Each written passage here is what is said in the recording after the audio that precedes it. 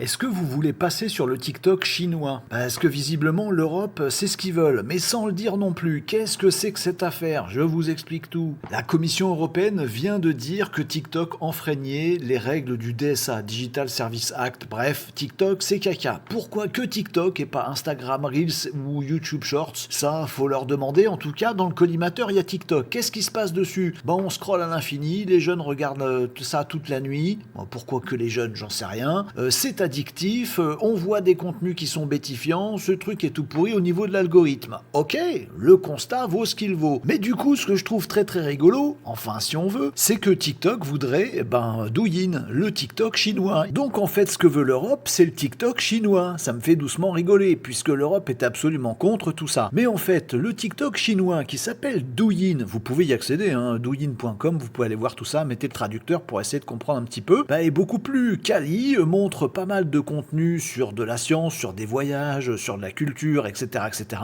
Le Douyin, justement, il se coupe au bout de certaines heures, c'est entre 6h et 22h pour les plus jeunes. Vous ne pouvez pas scroller plus de 40 minutes dans la journée, etc. etc. Toute la régulation est présente dans le TikTok chinois. Alors l'Europe est contre le TikTok chinois, mais veut exactement les TikTok chinois.